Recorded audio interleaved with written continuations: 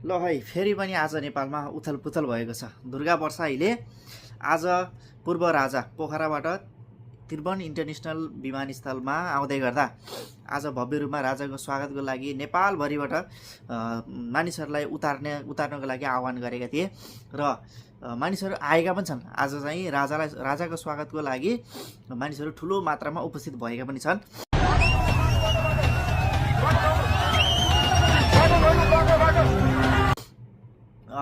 अहिले नेपालमा चुनावको माहौल एकदम तीव्र रूपमा लागिरहेको छ। फागुन 21 मा चुनाव हुँदैछ।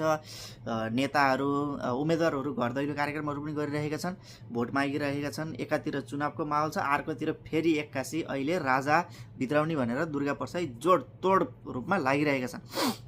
यसैगरी आजभन्दा ठ्याक्कै झन्डै 1 वर्ष अगाडि चैतको 15 मा पनि यसैगरी राजा भित्राउने भनेर एउटा र्याली थियो, आमसभा थियो। त्यो आमसभामा चाहिँ त्यति बेलाको सरकार भनेको केपी ओलीको सरकार थियो। केपी ओलीको सरकारले त्यो बेलामा अलिकति दमन गरेको थियो।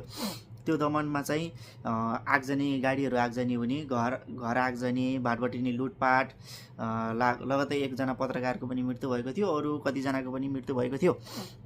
त्यसपछि दुर्गा बर्साई त्यति बेला पनि आक्रोश रूपमा लागेका थिए अनि उनी भागेर इन्डिया गएर लुकेका पनि थिए।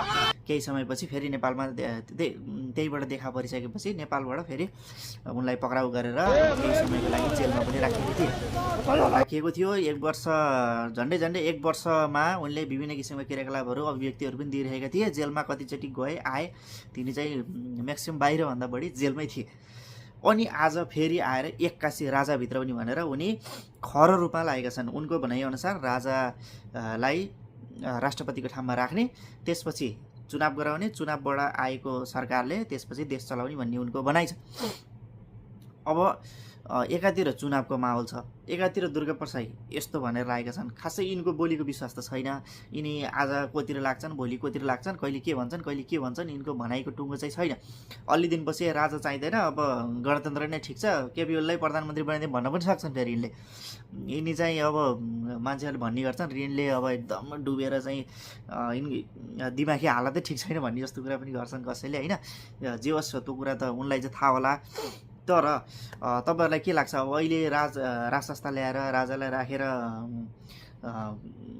राष्ट्रपतिको ठाउँमा राजा राख्दा ठिक हुन्छ कि राष्ट्रपति नै ठिक हुन्छ त? अब के हुने होला त? अब एकातिर चुनावी माहौल छ, अर्कोतिर दुर्गा बर्साई यसरी लागिरहेका छन्। आज राजाको स्वागतको लागि मान्छेहरूको खर रूपमा भिडभाड पनि छ। आज राजालाई स्वागत गरेका छन्। हेरौँ अब के हुन्छ। रमाइलो छ, जे हुन्छ हाम्रै देशमा हुन्छ। हेरौँ है त।